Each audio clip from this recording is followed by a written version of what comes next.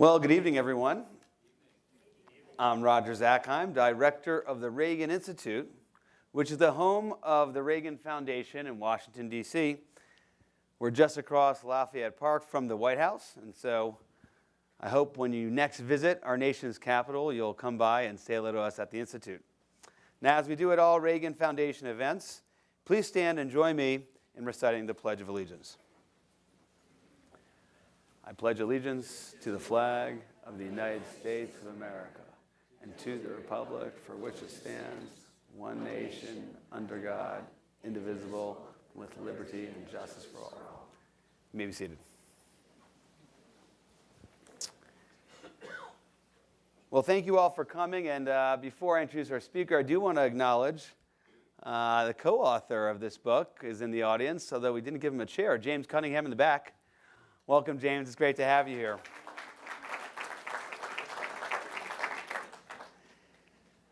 Now, 40 years ago last week, President Reagan delivered what most of us now know as the Evil Empire speech. In that speech, he laid out in stark but honest terms what was at stake in the rivalry between the world's two superpowers.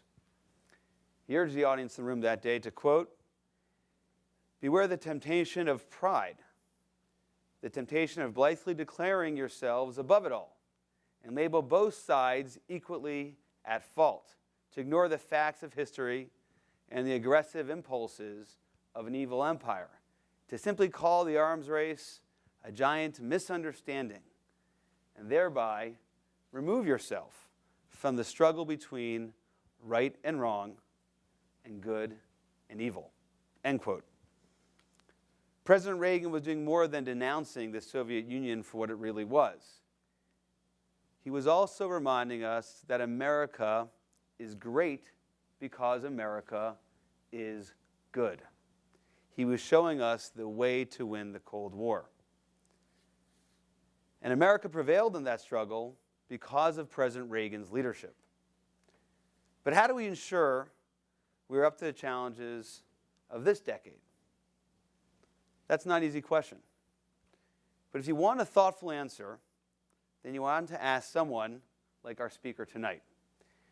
You want to hear from someone who's a proven leader, a public servant, a combat veteran.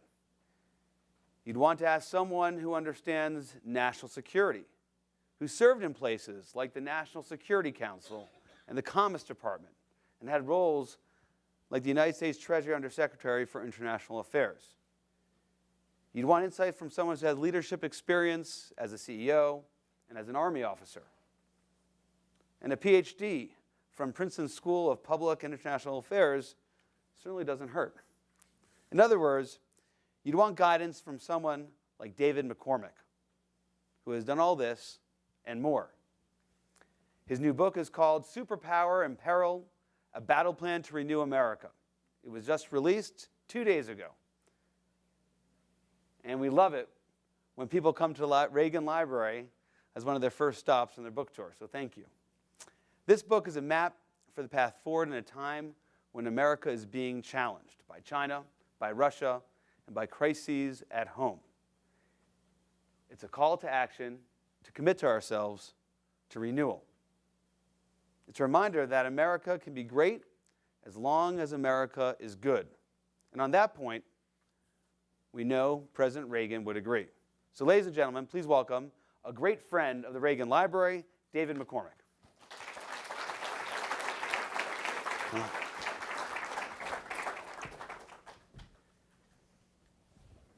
Well, Dave, welcome. It's great to have you here at the Reagan Library. Congratulations on the book, Superpower and Peril, a battle plan to renew America. You were running for the Senate. You were CEO of Bridgewater. When did you write this book? I feel like it came out right afterwards.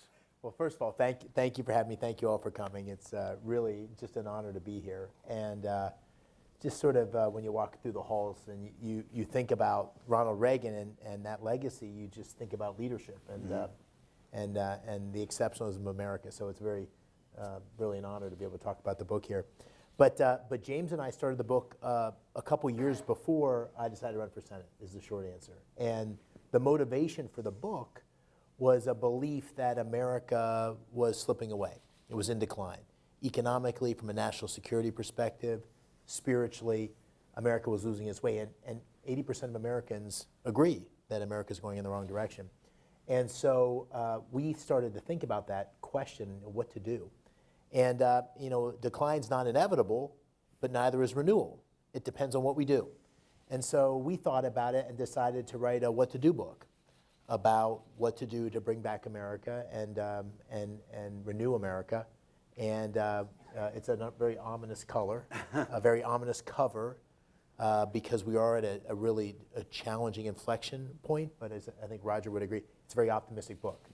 Because there's a path ahead. Well, I want to talk about that path ahead, but first we're going to deal with the ominous, pessimistic beginning, because we need to understand it. And you begin the book actually talking a little bit about your Senate run. And I'm curious, since you had your mind made up and you started the book before you ran for Senate, when you're out there in Pennsylvania, going across all those counties, speaking to all those people, did it reinforce your sense that Americans think that we're in decline? It really did. So I was CEO of Bridgewater, as Roger said. I resigned from that to run for the Senate in Pennsylvania. And Pennsylvania is a wonderfully diverse state. It's a lot like America. So you have very rural, conservative parts of Pennsylvania where I grew up, and you have urban areas and less conservative suburbs, still Republican. And so it's a very amalgamation of lots of things. And the thing that struck me, I have a pickup truck. I have a family farm, the pickup truck, and I drove 30,000 miles in 5 months. And the thing that struck me most was the anger. People were so angry. I couldn't really get over it until I started to spend time in diners and VFWs and fire halls. And they're angry because the last 20 years have not been good for them. They've not been good for them. So we have a 40-year high in inflation. We have record high debt. We have a fentanyl crisis in Pennsylvania, which is killing communities. We lost 5,000 people in Pennsylvania last year. We have record high fuel prices. We have crime in our cities, and we have the looming threat of China. And if you held assets in the last 20 years, if you had a house or money in the bank, you got a lot richer. But if you were living month to month, you didn't get rich at all. Real income stayed flat. And by the way, most Americans don't have assets. The majority live month to month. Something like 67% live month to month.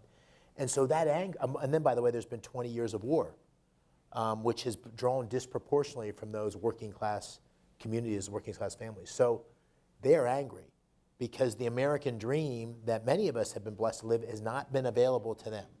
And they don't believe their kids are going to be as well off as they are, which is kind of my definition in one sentence of the American dream. You believe your kids have the opportunity to be better off. And so that was the thing that struck me. And they're deeply worried about the direction of the country.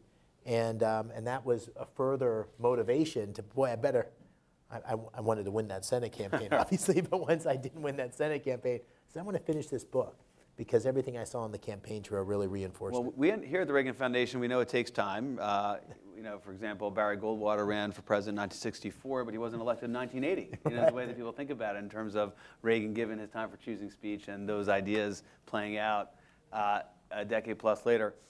One of the elements of the book is your biography, how it folds into this story, which has many policy prescriptions and addresses these issues of decline. And you go back to your childhood, actually, and you look back at Jimmy Carter and the kind of what you characterize as the crisis in American confidence. Talk about why you look back to that moment in the late 70s when Jimmy Carter is president, and then, of course, the namesake of this library in terms of what Reagan did and how that kind of impacted your thinking and policy prescriptions. Yeah, well, the experience Roger refers to, so I've had two renewal experiences in my life. One of them was coming back from the Army. I went to Pittsburgh. And Pittsburgh, had sort of been driven by steel and industrial, and had gone through a really rough period, but was starting to come out of it in the 90s. And I ran a technology company that was part of that renewal. But the thing that really gave me optimism and hope when I started to think about our current moment was growing up in the 70s. And I remember like it was yesterday, like 1978, 79, I was 14, 15. And it was stagflation. Remember, it was like double, it was 15%, 16% inflation. The economy was in recession. We had fuel prices that were going through the roof. You remember odd days and even days? Okay, odd days and even days. So I remember, who remembers the Country Squire? That station wagon with wood sides that was like, my dad had the Country Squire. We'd go wait in line for gas. And there was Desert One, where Jimmy Carter sent the military in to try to rescue the hostages. We lost 8 service members on the sands of Iran. A lot like, reminds me a lot of Afghanistan more recently. And 80% of Americans thought the country was heading the wrong direction. 1978, 79, in my hometown, McGee Carpet Mill laid off a bunch of folks. That was a main employer in town. 1983, 4 years later, I'm a plebe at West Point. And I'm walking down that beautiful pathway in West Point, the Hudson River in front of you, those beautiful mountains. America's back. 4 years later, America's back. The economy's on fire, inflation's in check. We're investing in the military. You could feel the pride, the confidence. 6 years later, the Cold War ends. 4 years. And I'm not just saying this because I'm at the Reagan Library. Ronald Reagan and leadership, more important, leadership, changed the direction of our country. And I talk a lot about that in the book because it's kind of a leadership book as much as a policy book, because leadership is the difference between decline and renewal. And while the exact same solutions that Ronald Reagan proposed aren't the right solutions necessarily for this moment, the kind of leadership that Reagan provided is what we need for this moment. And that's one of the reasons it's an optimistic book, because that's the American story. We get to the edge of the cliff, we pull ourselves back. And I lived through one of those, and many of you did too, and so it gives you confidence that we can do it again. Let's talk about the second moment you were referencing before, where you were born in Pittsburgh, then moved elsewhere in Pennsylvania, but come back, and you were in Pittsburgh, where Pittsburgh transformed. And there you kind of get into some of the themes that I think are relevant to the policy prescriptions in the latter half of your book, in terms of what were the elements that made Pittsburgh, which was this kind of suffering and post-industrial town that lost all the jobs, to now was this center, kind of emerging hub of innovation and success. And you were part of that with a company that you ultimately ran. Yeah, well, if you look at American history and economic growth and vitality, productivity has been a key driver. So the way that America has continued to be economically viable, the reason the American dream has continued to be the promise that's delivered is we keep innovating. And so Pittsburgh was in this transition. And when I got there in 96. And so it made real progress changing the economy from the steel industry, but it was still struggling. And I talk about that transition, that renewal, by describing the runs I would take on weekends. Yeah, your jogs are on your right. So I lived in the east end of Pittsburgh, and I'd run up in Shenley Park, and you could look down on the Monongahela, and you'd see the old, where the steel mills were, the remnants of the steel mills. And then I'd go up through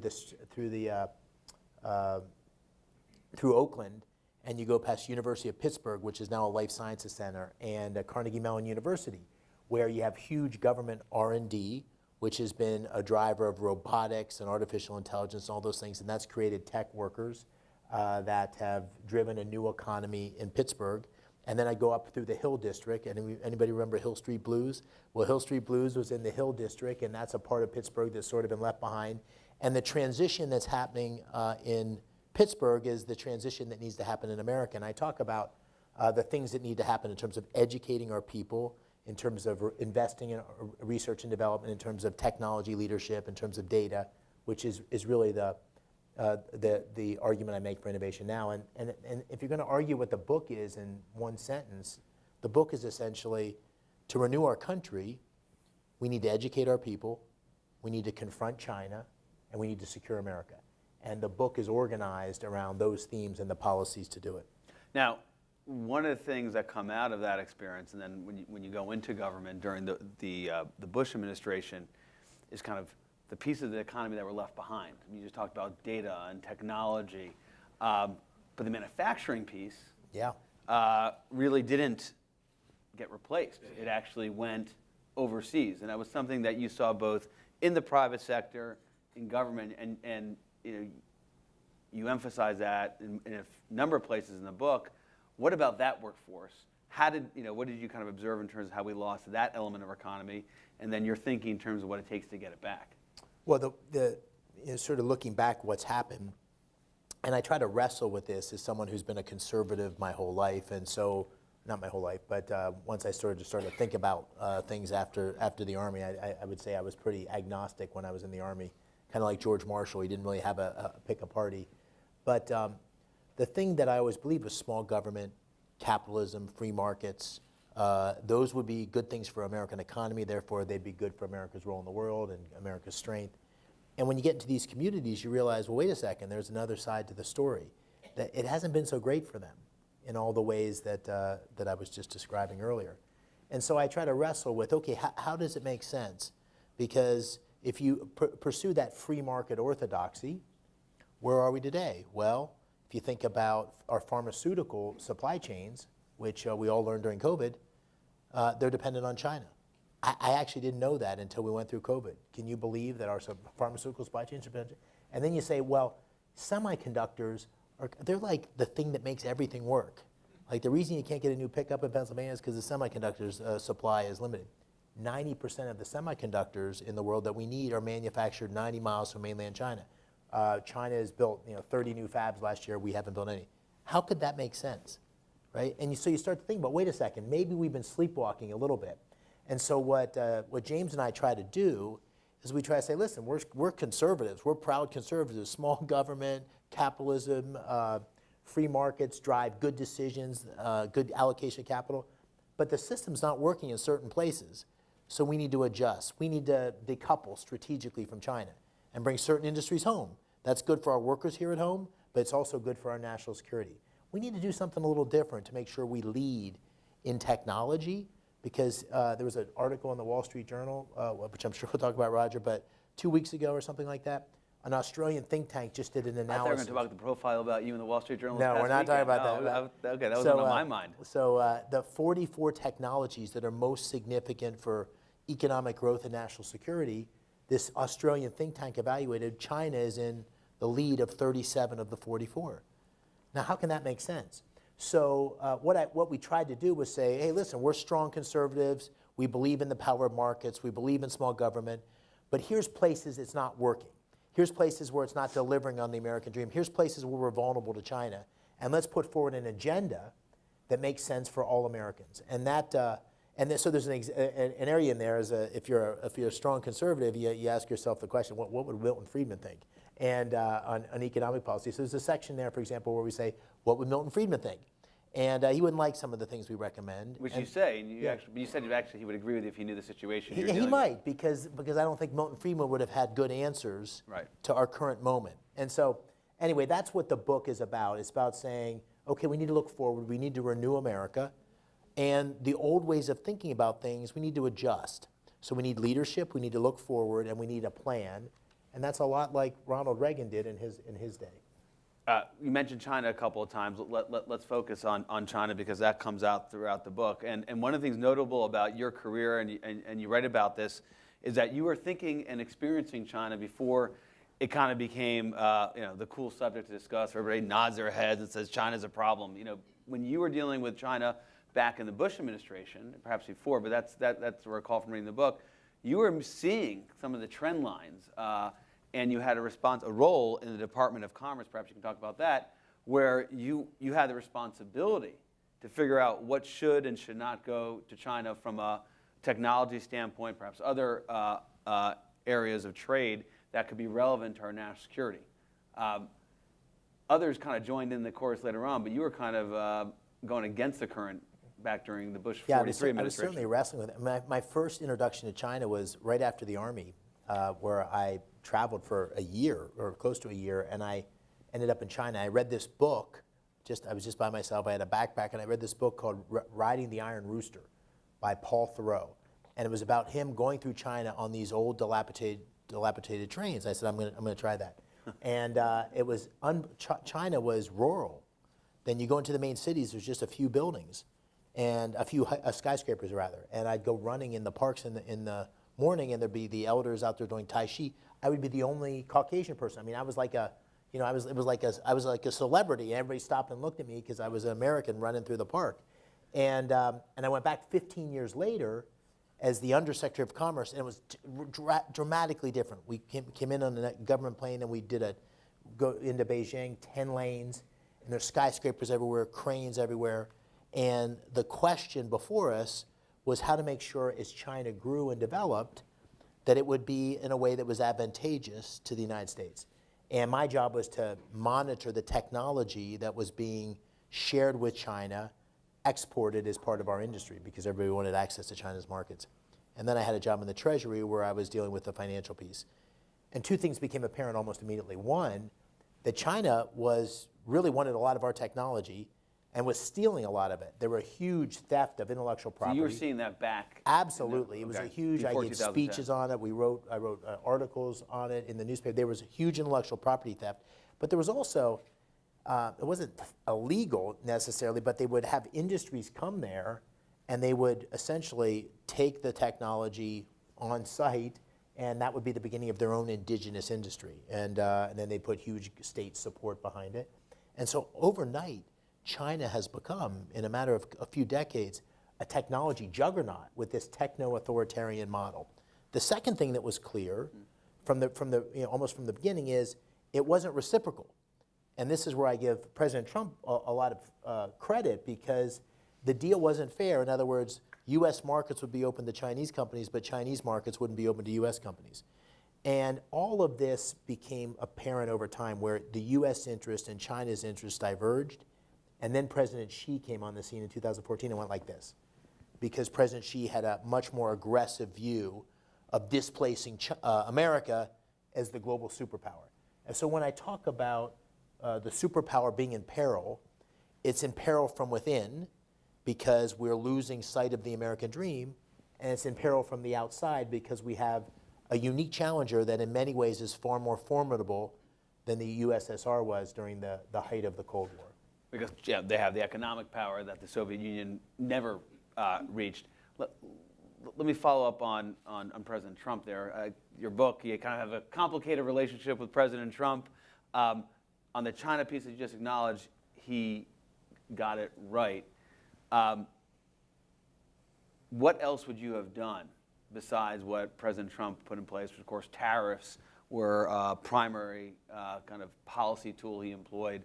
The national security challenge he emphasized, and do you see that being sustained today? I think what President Trump started to do was turn the ship, and we started to talk about China not as a competitor but as an adversary, which is what it was. And we started to talk about China challenging America on every front with its alliances around the world. By the way, it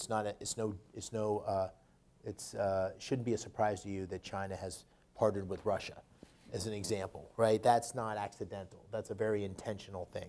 So diplomatically, economically, militarily, technologically, China is challenging America for leadership on every front.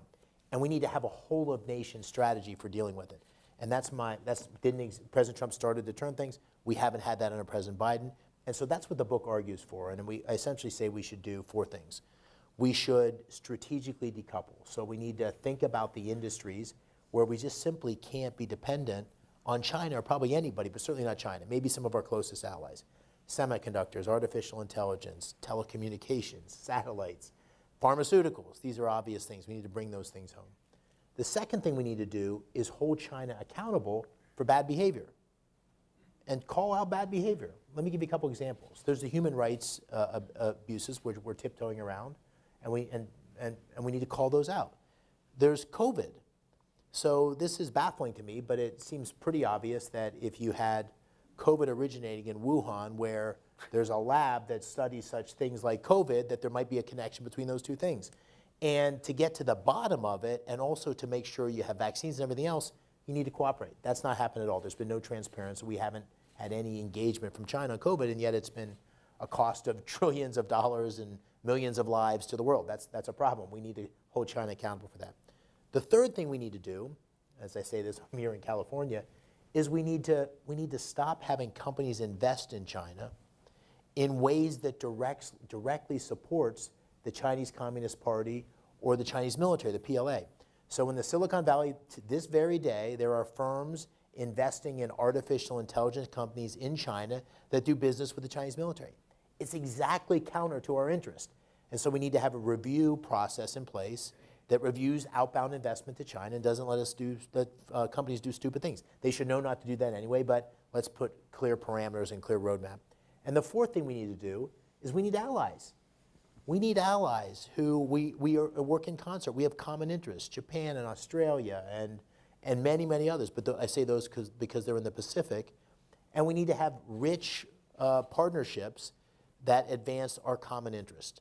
And that's the path. And so that's the argument I make in the book. And I think in dealing with China, we need to be first and foremost strong.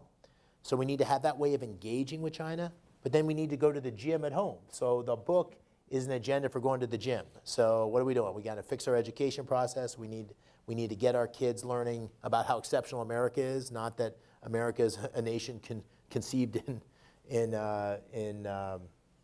evil. We need to teach an honest reckoning of American history. We need to fix our teachers' unions. By fix, I mean get rid of them. We need to get skilled training for our workforce. We need to build up our military. We need to fix big tech. So there's a whole agenda of things that we need to do, which is under the direction of muscle building, right? We need to build muscle at home, and all of that's necessary to renew the American dream. One piece, we go back to your China set of policies. I think the third one was talking about investment in China and the economic relationship. This is personal for you, and when you left the Bush administration and you joined Bridgewater, huge investment hedge fund, number of their investments were in China. And you write about how you kind of wrestled with this. Even the founder and you had perhaps two divergent views. How did your time looking and working on this issue kind of shape your thinking about, can we really, as you use this word, decouple, separate between the United States and China as it comes to this economic interaction and interdependence? Yeah. Well, it's a really good question because it's very difficult to decouple from China completely. And so that's not what I'm arguing in the book. I'm arguing that we need to change our economic relationship with China in a way that's much more in favor and advantageous to America, much more in line with our interests. But you have the two biggest economies in the world. And we're very entangled in many ways, both what we would do directly, but also what we do through common trading partners. So I think there are some that are arguing we should completely sever any economic. We didn't even do that during the Cold War with the Soviet Union. That's not the argument I'm making. I'm making the argument that we need to be very incisive about how we approach this, very thoughtful and comprehensive.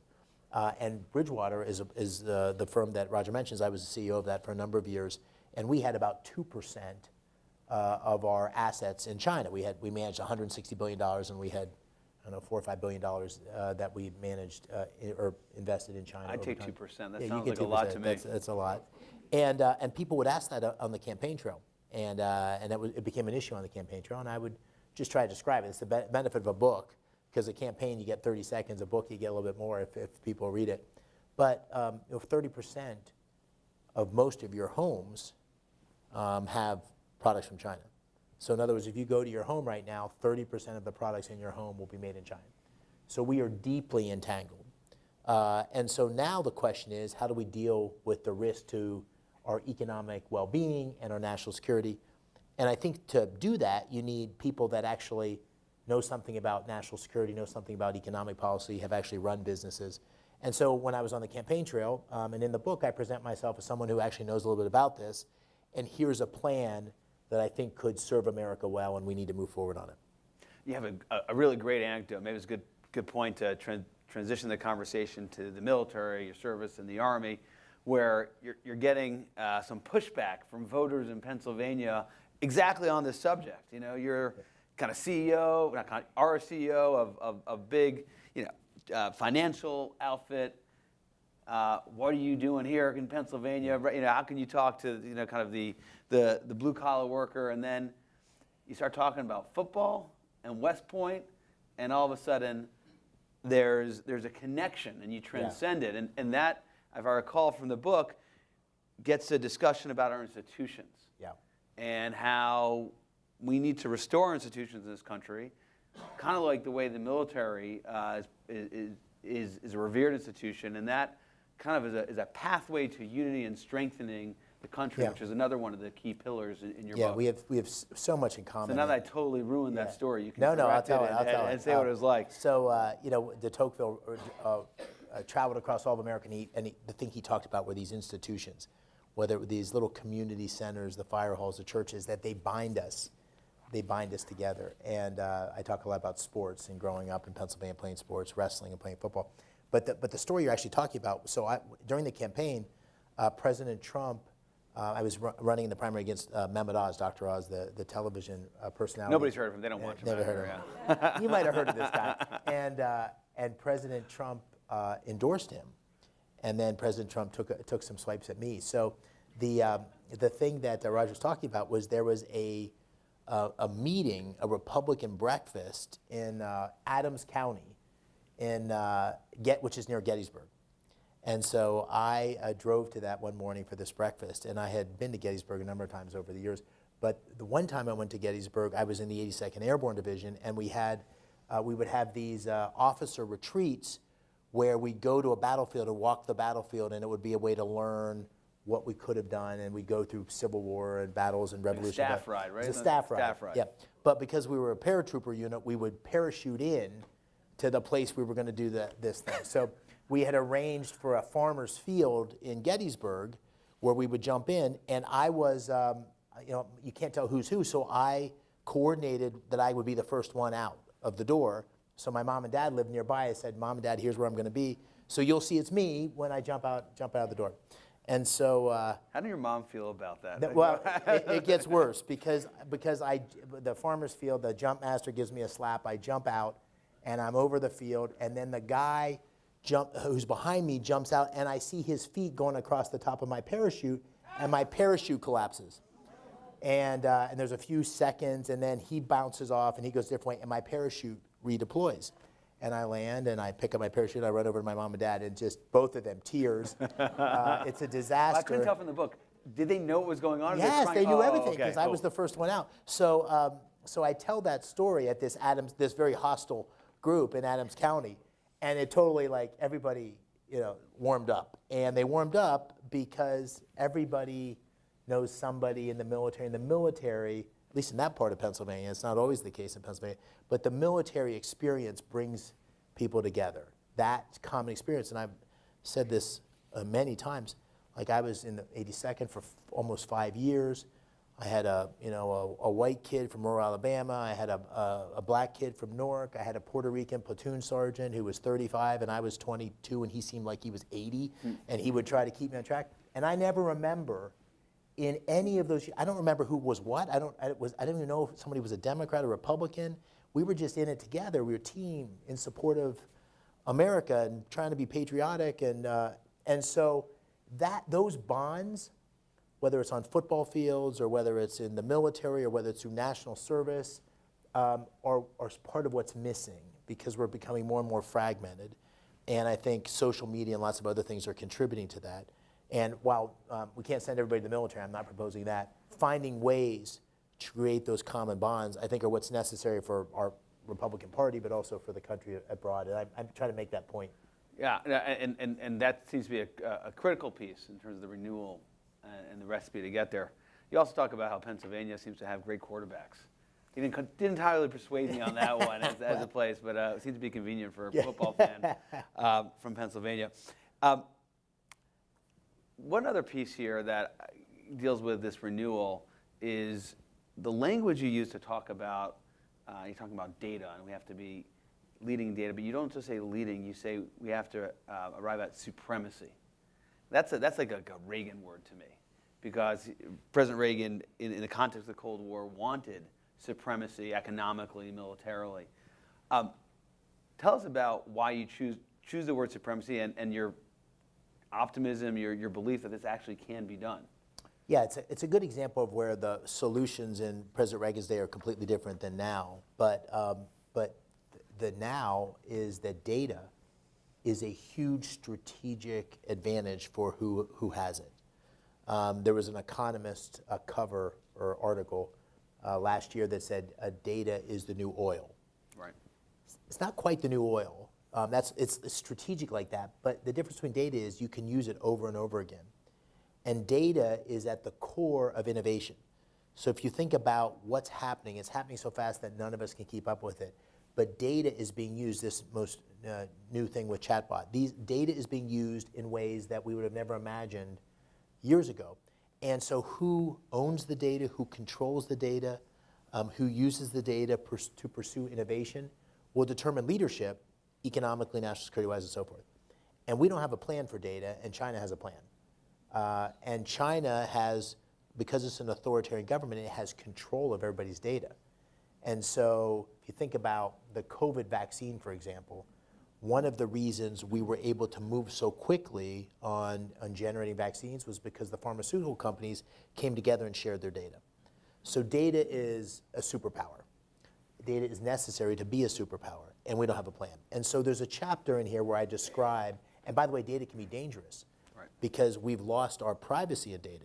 Now, I don't know about the rest of you, but when I order a pair of sneakers online, and then for the next 3 weeks I get advertisements for also, it's eerie, right? Because there's a lot of people getting your data, selling your data, having access to your data, and God only knows what they're doing with it. So we need a combination of protections to make sure our personal data is our data.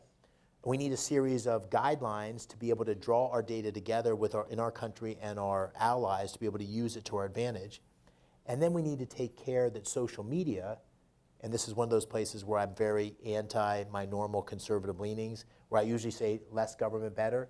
On big tech, I say more government better. And the reason I say that is that I think big tech, in particular social media, is contributing to a lot of what's wrong in America these days. It's very one-sided. I think the evidence is pretty clear on that. It's compounding on a narrative that's giving people a misplaced sense of what's really going on. And it's really distorting and I think eroding our kids' sense of reality. And so I'm not for the government getting in the middle of deciding whose kid gets to look at TikTok. What I am in the favor of is the government putting more liability on the social media companies, because right now they're not held accountable at all. So there's a whole chapter on that. We need to think about data. I would go so far as to say that having a plan for data would be one of the top 3 most important things that the next president should think about. And just one quick follow-up on that. Supremacy, why do you feel that the United States and our free society, open society, could actually outperform the Chinese where they can just do this command and control and what they're doing and just sucking up all the data whenever they can get without asking? Well, it's a little bit like why I believe in capitalism versus state-owned enterprises. It's because just like I don't think the Chinese economy over time will allocate capital as well as we'll allocate capital in our system, and we'll get more innovation and more betterment for society because the private sector allocates capital. I feel the same way about data. So the way we need to have our data strategy is not to have top-down control of our data where we're directing, the government's directing what to do, but we need to have standards in place that the data is available for entrepreneurs and innovators in a way that advances our society and doesn't use it at the expense of people's privacy. And so our data structure has to be very different than theirs. They have an advantage because they have maximum control, but we have an advantage that left to our own devices, the American entrepreneurial spirit, its pursuit of liberty and all that will always out-innovate if given the opportunity. So the system, we got to set it up so the system can actually allow us to prevail. Want to talk about immigration. Big area of focus in terms of the renewal, part of the battle plan here is talent. That our economy really needs to benefit from talent. Part of the education policy, which you referenced before, but part of it is bringing in talent from across the world to help us achieve these objectives. Immigration is broken in the United States. Illegal immigration, of course, is something that Republicans and the Congress right now are most concerned about, voters are concerned about, and then you're talking about, okay, legal immigration. How do you balance that, and what piece does immigration have in terms of this priority for talent? Well, it's a very it's a very controversial issue, as all of you know, and I really invested a lot of time into the second part of it during the campaign. I had my views on legal immigration, some of the things need to change. Those have become more informed by running for office, but the thing that became much more informed was the impact of illegal immigration. And I think it's a mistake for those who say, well, we got to fix that illegal immigration problem, but let's get to this skilled immigration thing, and we'll fix. As a political matter, that's not possible, but as a matter for our society, I don't think it's appropriate either, because And you saw that on the campaign trail? Or? I saw it on the campaign trail because I went to the border. I went to the border and I saw the border. I did with the Border Patrol, the president of the Border Patrol took me along the border. I talked to farmers, I talked to business people, I talked to the Border Patrol. Like, I saw it. I talked to the local sheriff in Yuma. I mean, I saw this for myself. This is the Pennsylvania-New York border. You wanted to make sure those New Yorkers didn't get into Pennsylvania. No, close. And it's a good question. Why would a guy running for Senate in Pennsylvania go to the border? And the answer was, well, first of all, everybody kept talking to me about it. Everywhere I went, people would say the border. And I would say, why do you care about the border? Well, fentanyl. The fentanyl crisis, which is a huge, debilitating thing to our economy, starts at the border, because what's happening is the Chinese are manufacturing fentanyl. Much of it's now manufactured in Mexico, and it's coming across the border through the cartels. And the more porous the border is, the more the fentanyl comes across. And it takes about 2 days from the fentanyl to cross the border and make its way to New York, Pennsylvania, and so forth. Route 80 goes right through the town where I grew up, and it's a big deal, 5,000 people. And I would go into every little town, and I'd say, how many people here had somebody in their family or friend group that was affected by fentanyl? You'd always get a bunch of hands. And the 5,000 are just people that died. Those aren't the people that are addicted and all the other stuff. So it is a big deal. So we've got to, in a very forceful and thoughtful way, stop that. It's bad economically. It's bad for all sorts of other reasons in terms of what it's doing for drug. By the way, the human exploitation that's taking place, it's terrible. I literally sat there on one side of the border, looked across the Rio Grande, and you could see the cartel guys up in the bushes sending people across. It is beyond anything. So this is not a guy that I'm saying, watch this on the news. I went and saw it, so I'm speaking with some credibility. But you have to stop that in a way that is clear and appropriate, and then you have to also recognize the fact. No, Guy, I didn't mean to cut you off, but I want to follow up on that. Yeah, you have to recognize the fact that immigration is also a core part of our democracy, a core part of our society. It's what, the fact that our country is a nation of immigrants. My wife is an immigrant from a Coptic Christian from Egypt, and her family was persecuted, and their religion was persecuted. She came to Texas so she could practice her Christian faith. I mean, it's what makes America great and the vibrancy of America. So now, how do you do that when so many people want to get into America, and you can't have all the people that want to get into America legally come in? And so I think there needs to be real reforms on our immigration system to have it more merit-based, merit in the sense of certain types of expertise, certain types of skills, and think about it holistically in terms of the areas that we need people to support our economy, and also people that are refugees and so forth. So we have to think holistically about it, but we don't have that today. And so we need to do a real reform of our immigration system, legal immigration, lean it more towards the skills that we need that won't be displacing American workers, by the way. That's the argument you hear on the campaign trail. If you let people in, they're displacing American workers. I don't really think that I think we can have a reform of our immigration system that actually fills the skills areas that we need, and there are big gaps. I saw that all the time on the campaign trail. At the same time, you can't even have that conversation until you decisively close off the open borders, and I think that both need to happen. I want to talk about what decisively means, and I'm going to bring in President Trump on that in a second, but I know you went on the tour today. On this point, I don't know if you noticed, but outside where President Reagan's office was in this library, you have paintings. I forget the name of the artist, I'm sure somebody here knows, of images of immigrants come through Ellis Island and kind of going through the front door, and obviously something that President Reagan celebrated and thought contributed to the beauty and great heritage of this country. But in terms of illegal immigration, there's a reporting, I think it was in Mark Esper former Secretary of Defense for President Trump, that President Trump contemplated taking military action in Mexico against the cartels. This is beyond the purview of your book, but you are a national security expert, so I want to get your take on it. Now you raised it. And then Trump's former Attorney General, Bill Barr, recently wrote a piece in the Wall Street Journal also saying that we need to consider using military action to deal with the cartels. This is beyond simply building walls or getting immigration reform. This is saying this is a national security threat to our country. I'm curious, how do you respond when you hear about what President Trump is contemplating or Bill Barr is advocating today? Well, I'm sympathetic to taking a much more aggressive posture on the cartels. I think they pose a really serious risk. I've seen it firsthand. I think there's enormous amount of evidence. There is a precedent with Colombia. Yep. And U.S. forces being used to combat the drug war in Colombia in concert with the Colombian government.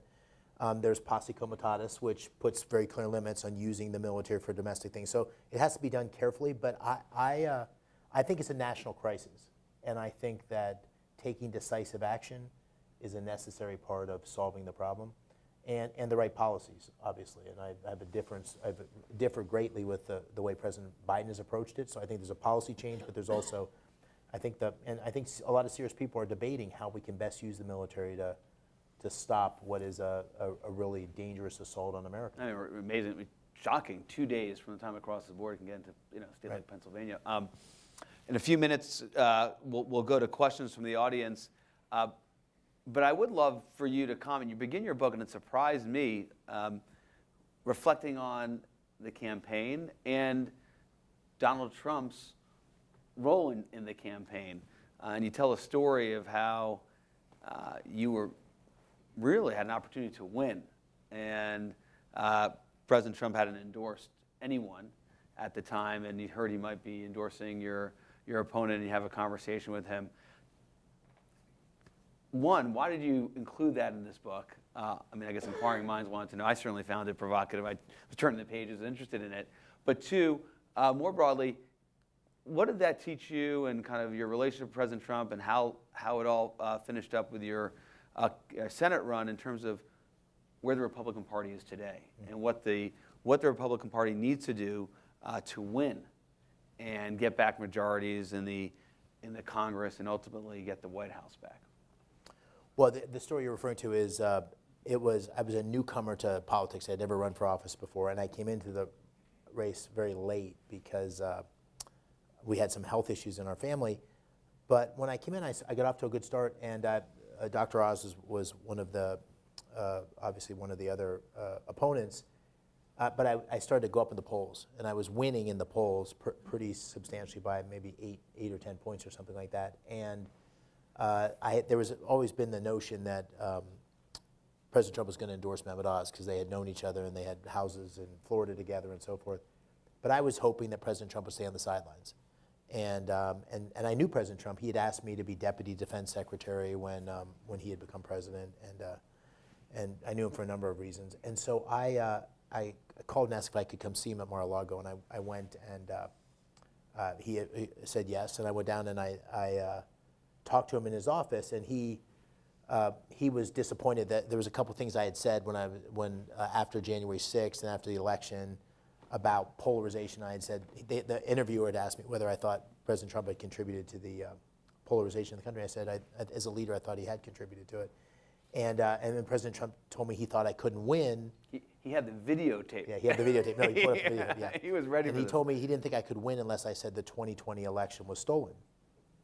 And I said I couldn't say that. I said I couldn't say that. And so I left, and in the next 2 days later, he endorsed Dr. Oz. But then I was still winning in the polls, and then about 10 days out, he came to Pennsylvania, and there was he did a rally where he was pretty tough against me. Sort of a. You were at that same area, right? I was in the same area. I was in my pickup truck coming back from an event, and I turned on the radio, and I'm driving along, and all of a sudden raining. And you had a great story. It's like the muddy, trees dark. are going by. I'm in the pickup going back to Pittsburgh, and I hear you.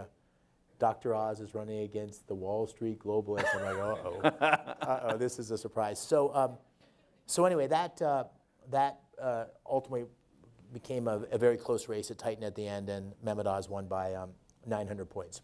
Now, that story is 900 votes. 900 votes, rather. Yeah. And the reason that story was important is a couple reasons I started with it.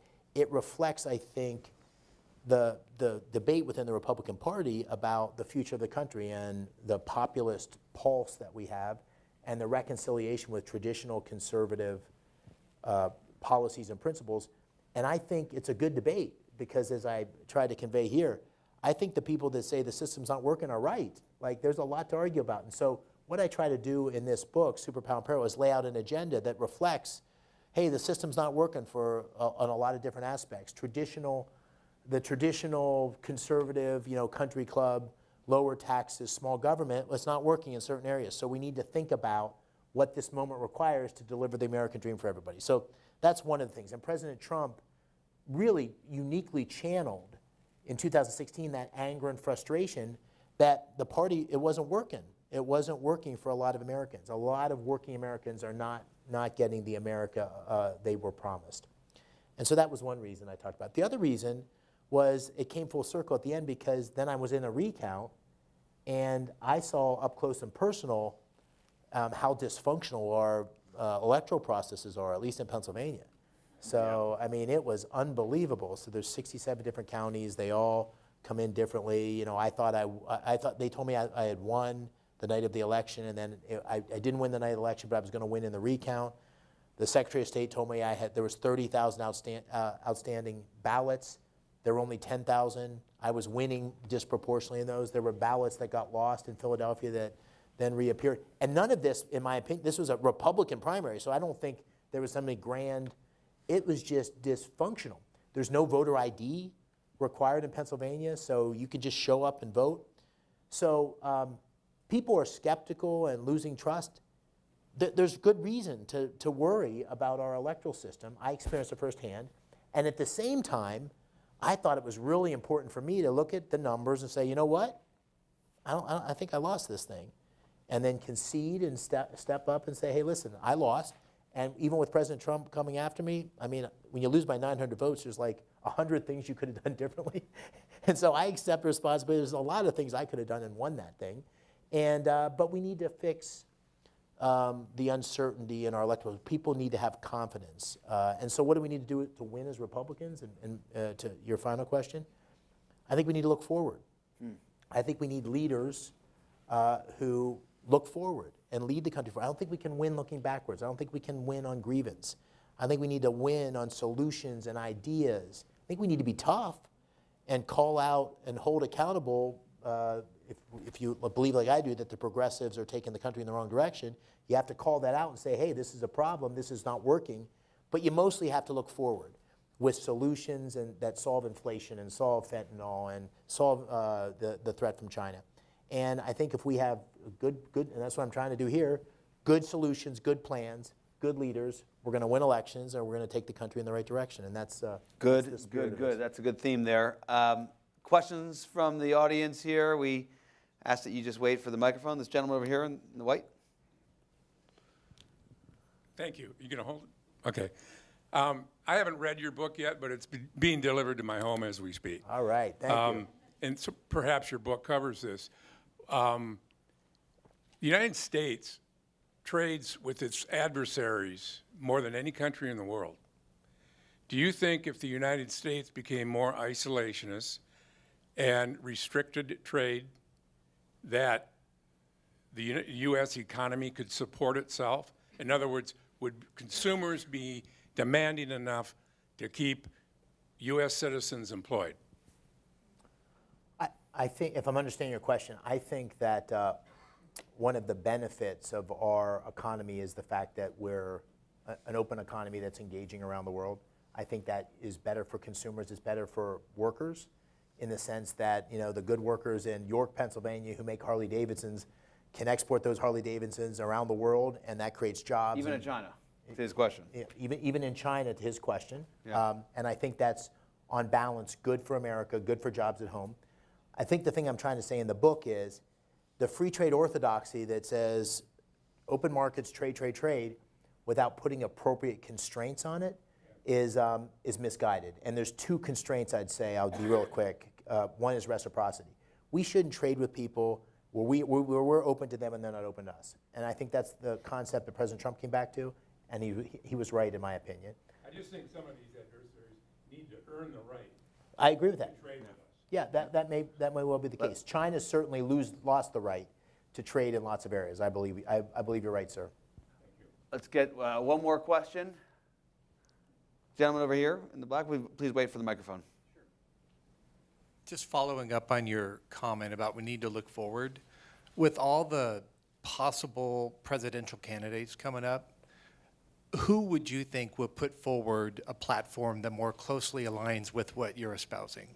You know, I honestly don't know. I'm excited that we'll have a great primary. There's, obviously a couple people in now, but I think more will come in. I know a number of those prospective candidates.